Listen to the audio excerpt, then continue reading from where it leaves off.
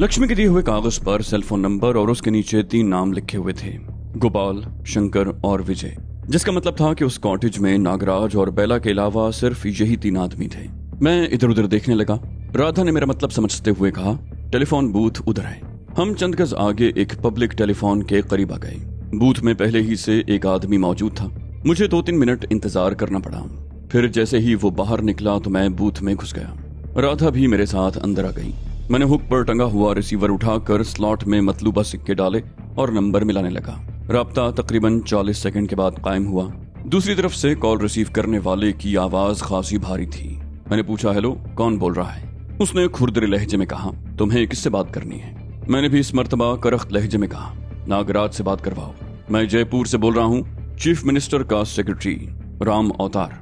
दूसरी तरफ से बोलने वाले का लहजा एकदम बदल गया। 1 मिनट होल्ड करिए महाराज, मैं अभी महादेव को फोन देता हूँ। और फिर 1 मिनट से पहले ही नागराज की फुनकारती हुई सी आवाज मेरे कान से टकराई। कौन हो तुम?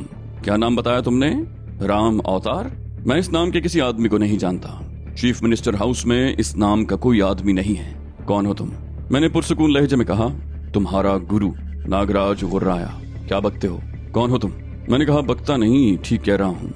मैं तुम्हारा गुरु हूँ नागराज।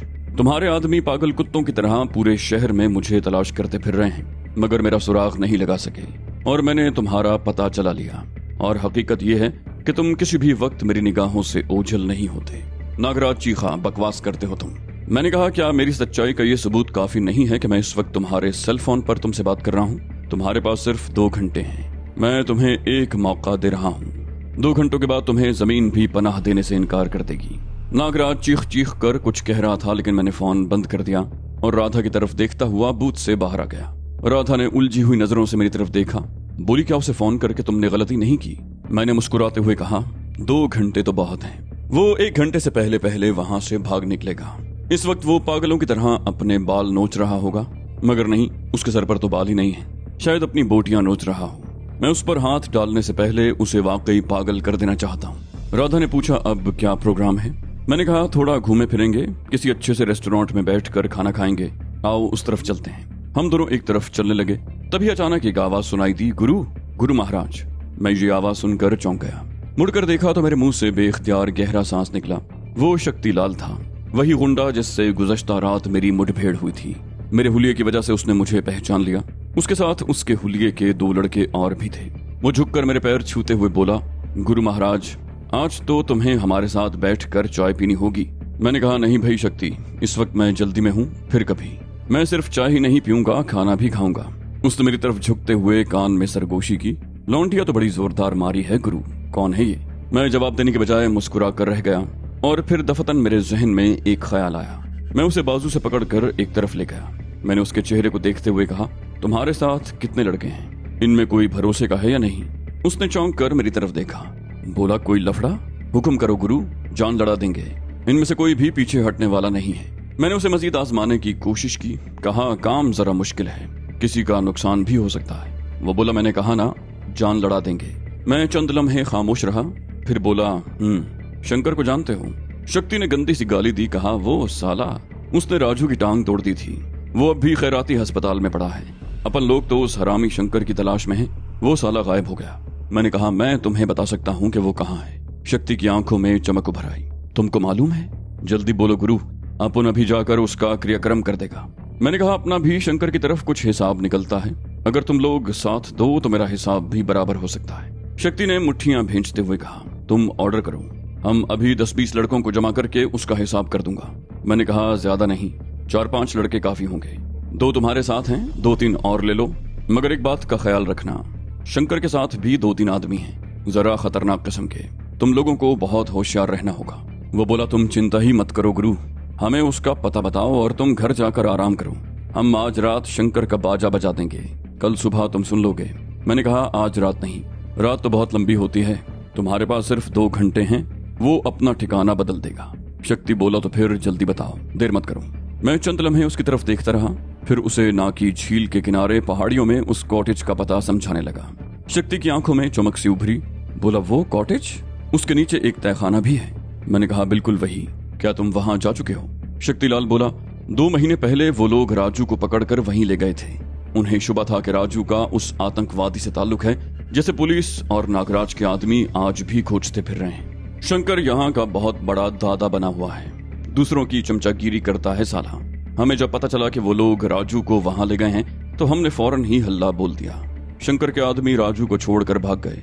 उन सालों ने बहुत तशद्दुद किया था राजू पर, उसकी एक टांग तोड़ दी थी, मगर उसके बाद तो वो कॉटेज खाली पड़ा था। मैंने कहा अब शंकर उस कॉटेज में है, उसे घेरने का इससे अच्छा मौका तुम्हें कभी नहीं मिलेगा। शक्ति ने कहा बस तो हम चलता हूँ, कल तुम सुन लोगे कि शंकर का बाजा कैसे बजा। उसने एक बार फिर झुककर मेरे पैर छूते हुए कहा मुझे आशीर्वाद दो दादा। मैंने हाथ उसके सर के ऊपर उठा दिया, कहा राम भली करेगा। शक्तिलाल उन दोनों लड़कों को लेकर फौरन ही वहां से रवाना हो गया। मैं दिल ही दिल में मुस्कुरा रहा था। मुझे यकीन था कि शक्ति 1 घंटे के अंदर अंदर उस कॉटेज पर चढ़ दौड़ेगा और उसका अंजाम क्या होगा इसकी मुझे परवाह नहीं थी।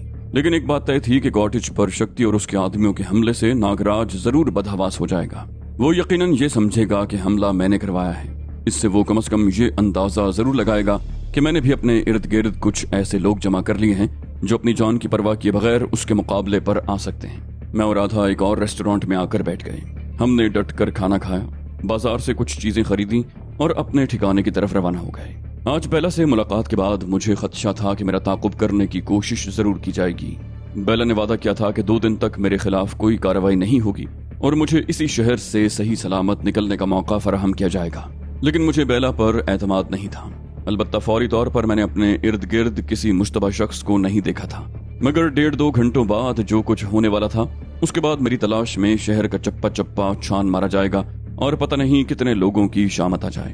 अपने कॉटेज तक वापस आने में हमने खासी एहतियात से काम लिया।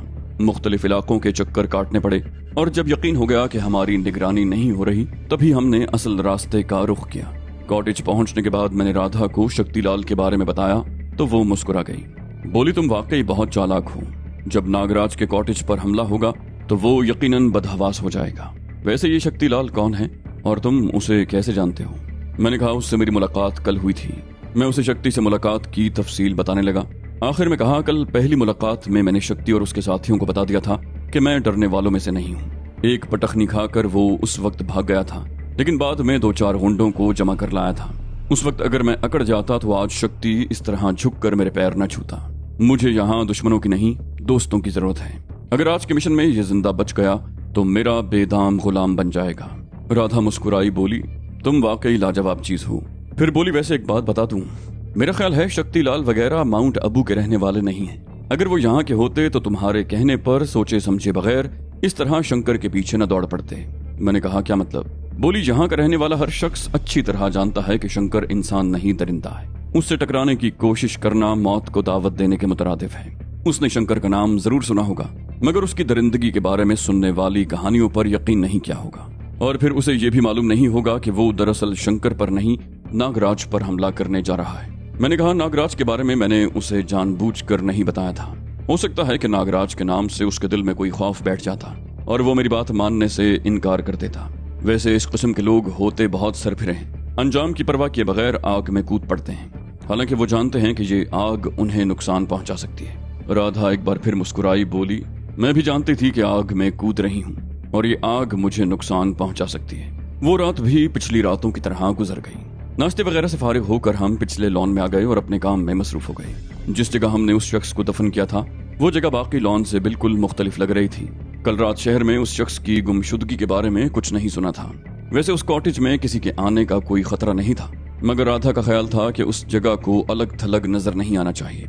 हम दोनों खुरपियां लेकर अपने काम में मसरूफ हो गए और लॉन के किनारों से फालतू घास उखाड़ कर उस जगह लगाने लगे। शाम को मैं फिर एक नए गेटअप में कॉटेज से निकल गया। मैंने गर्दन पर स्याह निशान का इलाज भी कर लिया था, उस पर क्रीम लगा दी थी। आज मैंने राधा को खबरदार किया था कि परसों की तरह वो मेरे पीछे आने की कोशिश न करे और ये भी बता दिया था कि आज रात शायद मैं वापस नहीं आऊंगा। इस पर वो कुछ चौंक गई, बोली क्यों, क्या इरादा है? मैंने कहा मेरा ख्याल है कि अब हाथ पैर चलाने का वक्त आ गया है। सबसे पहले तो मैं शहर की सूरत हाल का जायजा लूंगा। अगर हालात मेरे हक में हुए तो शक्तिलाल से मिलकर कोई प्रोग्राम बनाऊंगा, वो हमारे बड़े काम आ सकता है। राधा ने कहा ठीक है, अपना ख्याल रखना। सबसे पहले मैं रेड लाइट एरिया में पहुंचा। अगर शक्ति और उसके साथियों में से कोई गुज़श्ता रात के मिशन में बच गया था तो मुझे यकीन था कि यहाँ उनसे मुलाकात हो जाएगी। मुझे ये भी इत्मीनान था कि शक्ति या उसके दोस्तों में से कोई आज मुझे गुरु की हैसियत से नहीं पहचान सकेगा। शाम का अंधेरा गहरा हो गया था। रेड लाइट एरिया का कारोबार शुरू हो चुका था। रौनक बढ़ती जा रही थी। मैं इधर उधर घूमता रहा मगर शक्ति या उसके दोस्तों में से कोई नजर नहीं आया। मेरे दिल में खदशात सर उभारने लगे। पिछली रात कोई गड़बड़ तो नहीं हो गई? कहीं ऐसा तो नहीं कि वो सब के सब खत्म हो गए हों?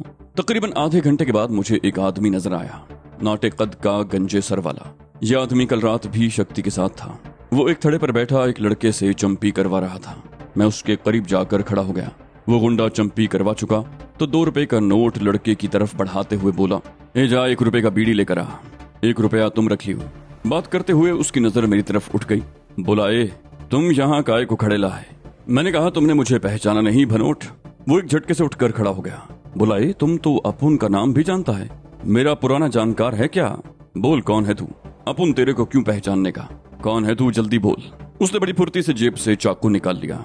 हम जिस जगह खड़े थे वहां कदरे तारीकी थी। सड़क पर लोग आ जा रहे थे लेकिन हमारी तरफ कोई मुतवज्जे नहीं था। ए बोलता क्यों नहीं? उसके मुंह से एक बार फिर गुर्राहट निकली। जल्दी बता कौन है तू, नहीं तो अंतड़ियां निकाल कर फेंक दूंगा। मैंने पुरसुकून लहजे में कहा, चाकू जेब में रख लो। शक्ति अगर आसपास मौजूद है तो उसे बता कि गुरु मिलने आया है। उसने मेरी तरफ देखते हुए कहका लगाया। बोला, गुरु? तू गुरु? अबे आईने में शकल देखी है? तुझे तो गुरु का एक हाथ पड़ जाए तो 100 कल्टियां खाता हुआ सड़क के उधर जा गिरेगा। मैंने कहा, मैं ही गुरु हूँ भनोट।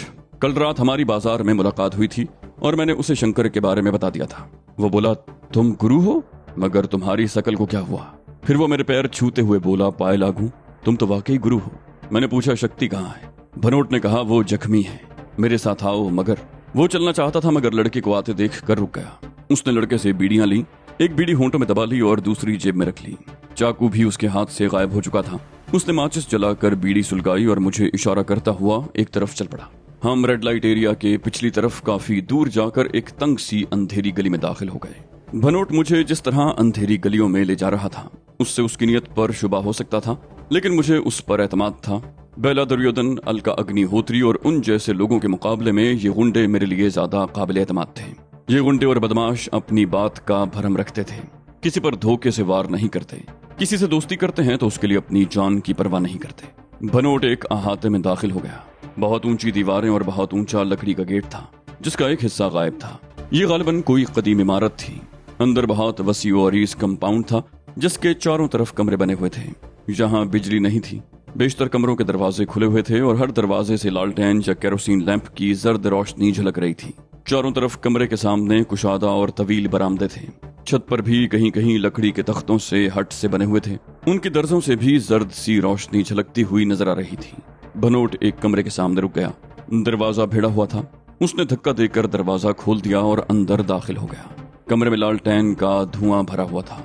उस कमरे में 3 चारपाइयां बिछी हुई थी, एक सामने की दीवार के साथ, एक बाईं तरफ और एक दाईं तरफ वाली दीवार के साथ। उनके बीच में एक छोटी साल खूरदा सी मेज पड़ी थी जिस पर लालटेन रखी थी। तीनों चारपाइयों के ऊपर दीवारों पर लगी हुई कीलों पर कपड़े टंगे हुए थे। दरवाजों के साथ वाली दीवार के करीब 2 कुर्सियां भी थी। बाईं तरफ वाली चारपाई पर शक्ति लेटा हुआ था। उसकी एक पिंडली पर पट्टी बंधी हुई थी। भनोट के साथ एक अजनबी को देखकर उसकी आंखों में उलझन सी उभर आई। वो उठने की कोशिश करने लगा। मैंने कहा, लेटे रहो, बैठने में तुम्हें तकलीफ होगी।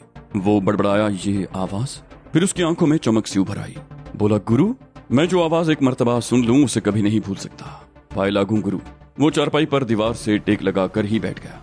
भनोट की तरफ देखते हुए बोला, अबे वो कुर्सी इधर ला, गुरु को बैठने दे। मैंने कुर्सी पर बैठते हुए कहा, मैं सोच भी नहीं सकता था कि तुम्हारी रिहाइश इस अस्तबल में होगी। शक्तिलाल ने कहा, 50 साल पहले तक ये किसी दर्जे का अस्तबल ही था। पहले यहाँ घोड़े और खच्चर बंधे होते थे, फिर इसे हम जैसे गरीब इंसानों का अस्तबल बना दिया गया। हम हर साल यहीं आकर ठहरते हैं। 150 रुपए महीने में खोली मिल जाती है। मुझे राधा की बात याद आ गई। उसका अंदाजा किस कदर दुरुस्त था कि शक्तिलाल इस शहर का रहने वाला नहीं था। मैंने कहा, बातें तो बाद में होंगी, पहले ये बताओ तुम्हारी तबीयत कैसी है? ये गोली गालिबन कल रात? उसने मेरी बात काट दी। बोला, तुम्हें कैसे पता चला कि मेरी टांग में गोली लगी है? भनोट ने बताया। मैंने कहा, नहीं, भनोट ने सिर्फ इतना बताया था कि तुम जख्मी हो। कल रात तुम जिस मिशन पर गए थे वो ऐसा ही था। शक्ति ने कहा, तुम्हारा अंदाजा दुरुस्त है गुरु।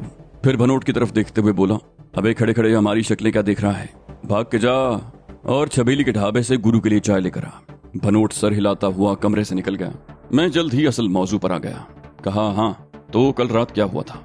शक्ति ने कहा, तुम्हारी इत्तला बिल्कुल दुरुस्त थी गुरु, मगर हमसे थोड़ी गलती हुई। तुमने खबरदार तो कर दिया था कि वहां शंकर के 2-3 आदमी और होंगे, लेकिन जल्दबाजी में मैं ज्यादा बंदोबस्त नहीं कर सका। हम कुल 4 आदमी थे और पिस्तौल सिर्फ 2 के पास थे, जबकि उन लोगों के पास खतरनाक किस्म की ऑटोमेटिक राइफलें थीं। छेला इस धोखे में मारा गया। उसके पास खंजर था और वो कॉटेज के अंदर घुसता चला गया था। बड़ा जीदार आदमी था, मगर जरा बेवकूफ भी, इसलिए मारा गया। मैंने छेला की मौत पर अफसोस का इजहार करते हुए कहा, शंकर का क्या हुआ? शक्ति ने कहा, भाग गया साला, बुजदिल था, पूरी तरह मुसल्ला होने के बावजूद हमारे सामने न टिक सका, अपने एक आदमी की लाश छोड़कर भाग गए। मैंने चौंक कर पूछा, ओह कौन था वो? शक्ति ने कहा, अजय। वो भी हमारी तरह बदमाश था, पर जरा ऊंचे दर्जे का। बड़े होटलों और नाइट क्लबों में दादागिरी करता था। अब नर्क में दादागिरी करेगा, मगर शंकर भी जिंदगी भर याद करेगा। इस वक्त कहीं पड़ा अपने जख्म चाट रहा होगा। मैं एक बार फिर चौंका, कहा, क्या वो भी जख्मी हुआ था? शक्ति ने मुस्कुराते हुए कहा, भागते हुए उसे टांग पर मेरी 2 गोलियां लगी थी। अगर उनके पास गाड़ी ना होती तो उनमें से कोई भी जिंदा बचकर न जा सकता। मैंने कहा, यहाँ तुम्हें कोई खतरा तो नहीं है? मेरा मतलब है, शंकर से पहले भी तुम लोगों की झड़प हो चुकी है। तुम्हारा एक दोस्त उनके हाथों मारा गया है। उसकी लाश तुम लोग अपने साथ तो नहीं ला सके होगे। अगर वो लाश शनाख्त कर ली गई तो वो लोग तुम तक पहुंच सकते हैं। शक्ति ने गहरा सांस लेते हुए कहा, छेला की लाश शनाख्त के काबिल कहाँ रही? वो कॉटेज के अंदर घुस गया था, जहां उसे गोलियों से छुलनी कर दिया गया, और फिर उन लोगों ने भागते हुए कॉटेज को आग लगा दी। छेला की लाश भी कॉटेज के साथ जलकर राख हो गई। मैंने सवालिया निगाहों से उसकी तरफ देखा, कहा, और अजय की लाश? शक्ति बोला, उसे भागते हुए कॉटेज से कई गज दूर भनोट की गोली लगी थी। खोपड़ी के परख चिड़ गए थे। लेकिन गुरु, तुम क्यों परेशान हो? अगर कुछ होना होता तो अब तक हो चुका होता। तुम बिल्कुल चिंता मत करो, मैं यहाँ बिल्कुल महफूज हूँ। मैंने कहा, मुझे चिंता इसलिए है कि शंकर के साथ उस कॉटेज में एक ऐसा आदमी भी था जिसे दुनिया का खतरनाक तरीन आदमी कहा जा सकता है। मैंने इस मौके पर उसे नागराज के बारे में बता देना मुनासिब समझा। शक्ति ने सवालिया निगाहों से मेरी तरफ देखा, बोला, कौन? मैंने उसके चेहरे पर नजरें जमाते हुए कहा, नागराज। शक्ति उछल पड़ा। क्या? टांग को झटका लगने से उसके मुंह से कराह निकल गई। तुम क्या कह रहे हो गुरु? मैंने कहा, मैं ठीक कह रहा हूँ। उसने मेरे चेहरे पर नजरें जमाते हुए कहा, इसका मतलब है कि तुम्हारा असल टारगेट शंकर नहीं नागराज था। शंकर के बारे में नफरत भरे ख्यालात जानकर तुमने मौके से फायदा उठाया और हमें उस कॉटेज का पता बता दिया। दरअसल तुम शंकर को नहीं, नागराज को मरवाना चाहते थे।